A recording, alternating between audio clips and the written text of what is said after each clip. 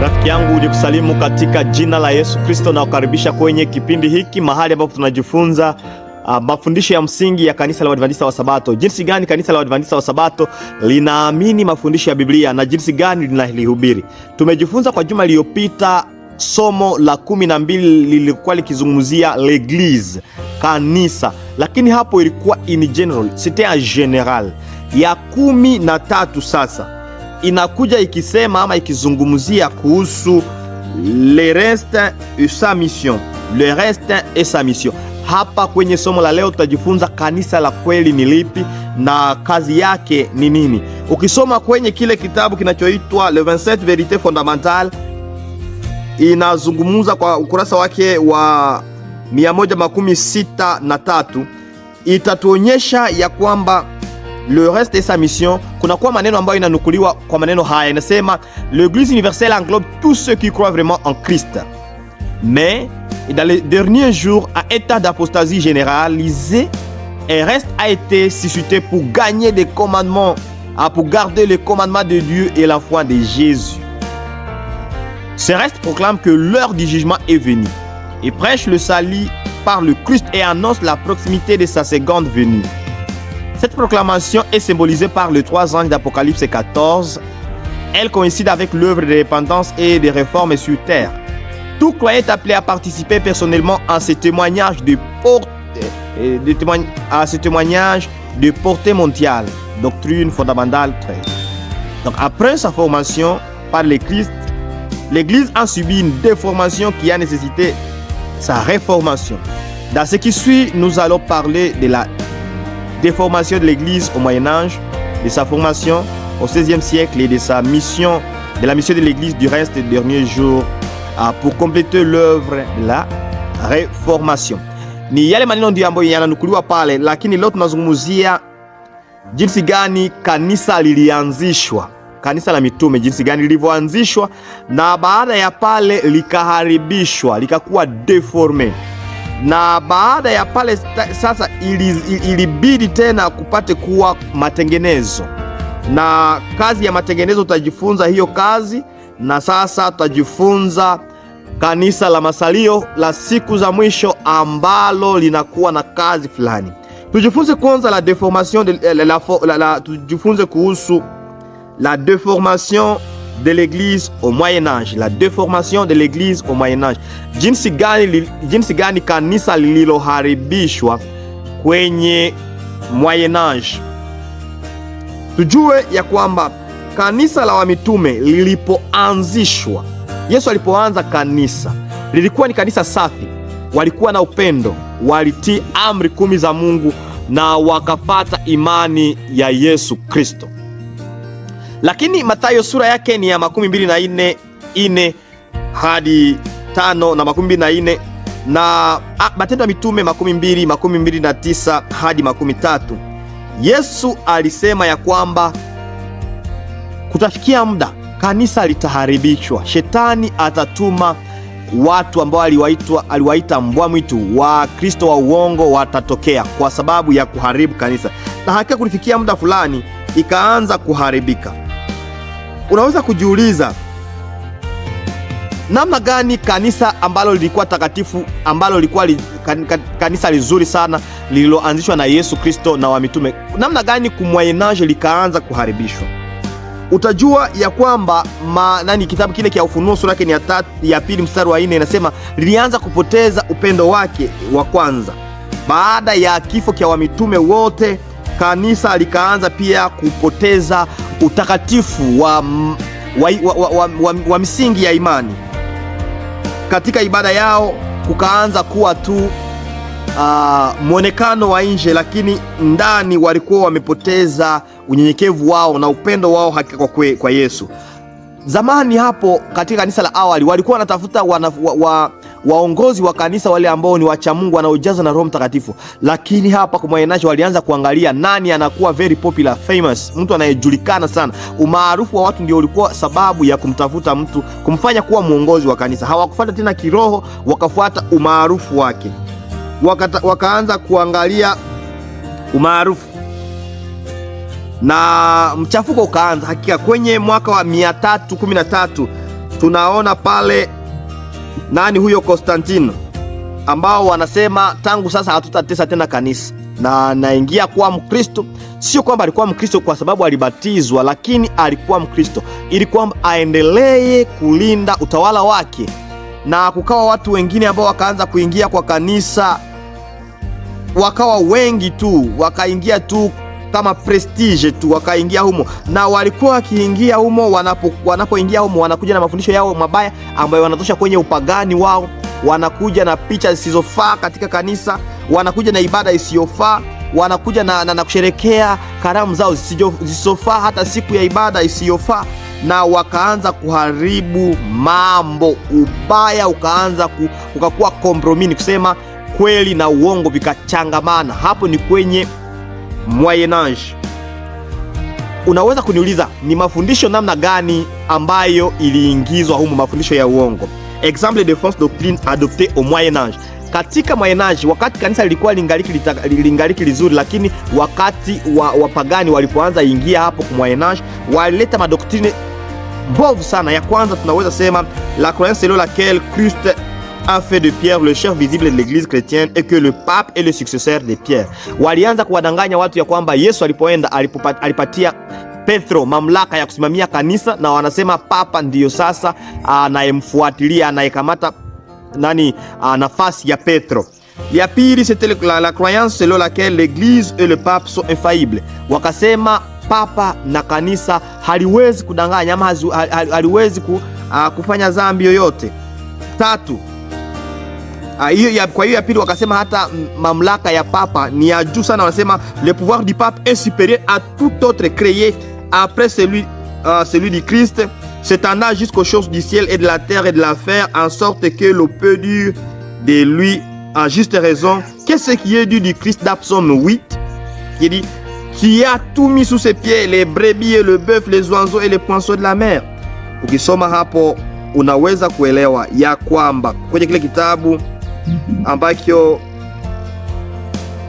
Anthony ambaye amekuwa cité kile kitabu kia à l'écoute de la Bible, wanazungumza kwamba papa akajipatia mamlaka ya juu sana, na akasema kanisa linakuwa na mamlaka pia ya juu zaidi. Kitu kia ine kibaya ilikuwa la croyance selon laquelle la prière donc du prêtre transforme le corps et le vin de la scène en vrai corps et vrai sang, en vrai sang du Christ.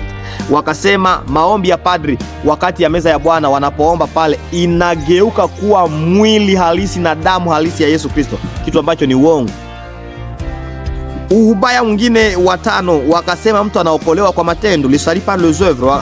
Hawakuzingatia neema tena. Ubaya wao wa sita ama mafundisho ya uongo ya sita ambayo iliingia hapo, c'est la vente des indulgences. Wakasema ili usamehewe ni lazima ulipe gharama fulani ama uanze kufanya kazi fulani ili kwamba upate kusamehewa. Saba, c'est la tradition. Wakaanza kufuata masemi ama maneno ya vikao vyao kuliko kufuata na kuamini Biblia. Kitu kia munane, la prière pour le mort. Wakaanza kusema kwamba maombi unaweza kuombea mfu na hakika anaponyeshwa kutoka mahali alipo. Ubaya mwingine ambao ulitokea hapo ni ibaya nyingi sana, hakika hata siku ya ibada ikaharibishwa. La réforme n'a pas découvert toute la vérité. Ingawa hivyo kwenye Moyen Age kanisa lilikuwa limechafuka sana, kukatokea matengenezo ambayo tunaita reforme. Naelewa 1517 date ya Martin Luther jinsi gani alipofanya matengenezo. Lakini elewa kitu kimoja, ya kwamba matengenezo haikumaliza mambo yote. Ilipata mambo fulani, lakini haikumaliza mambo yote. Unajua ni kwa nini? Kwa sababu matengenezo waligundua ya kwamba hakika tunakombolewa kwa neema, lakini bado sabato walikuwa hawajaigundua. Kuna mambo mengi ambayo walikuwa hawajaigundua, lakini walikuwa wamefanya tu mambo fulani kwa sababu ya kusoma Biblia, ndio walikuwa wamefanya kazi ambayo ilibidi waitende. Lakini isitoshe, kulikuweko bado hitilafu tofauti katika kanisa, na sasa ilibidi kanisa la masalio, le reste, ije sasa kuendelesha kufanya kazi ya matengenezo.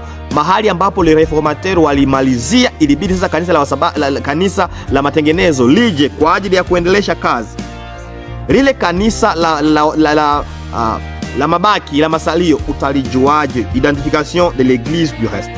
Apocalypse 12:17 nasema, et le dragon fut irrité contre la femme et s'en alla faire la guerre au reste de sa postérité, à ceux qui gardent les commandements de Dieu et qui ont le témoignage de Jésus-Christ. Na Apocalypse 14:12 nasema, c'est ici la persévérance des saints qui gardent les commandements de Dieu et la foi de Jésus.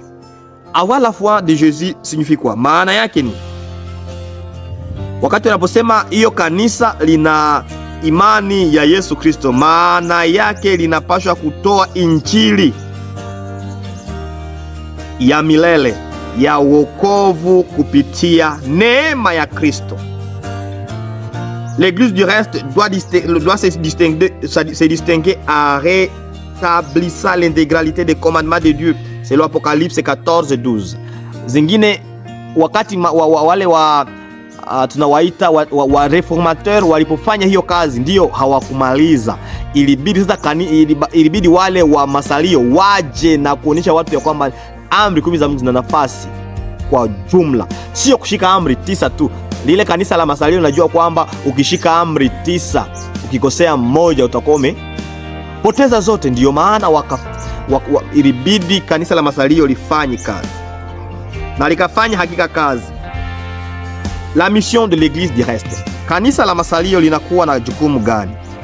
Inasemeka ya kwamba kanisa ya masalio imeitwa kwa ajili ya kutangaza ujumbe, kutangaza injili ambayo wanafupisha kwenye unabii wa Ufunuo sura yake ni ya 14 mstari wa 6 na wa 7.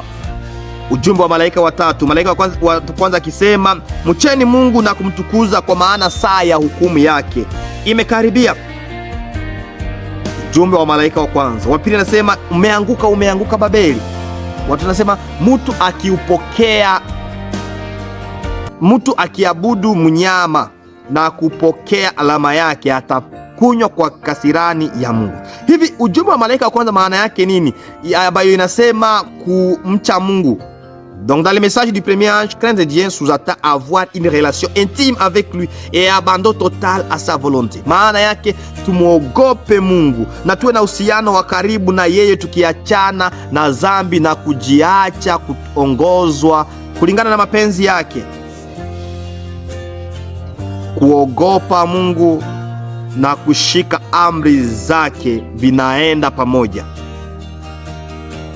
Jambo lingine ambalo ni lazima ujue, lile kanisa linatangaza kwamba saa ya hukumu imekuja. Okay? Hapa kunakuwa neno jugement ambayo kwa Kigiriki hapa ilikuwa traduit na neno crisis, na hapa inamaanisha tendo la kuhukumu kwenye Ufunuo 16:7. Hapa sio verdict du jugement traduit souvent par les mots grecs krima. Kwa maneno mengine, hapa tunazungumzia l'instruction du jugement ama jugement investigatif ama tuiite hukumu ya upelelezi. Ndio upelelezi ambayo sio jugement final, inakuwa jugement, donc instruction du jugement ama jugement investigatif, kunakuwa jugement investigatif na jugement final. Okay.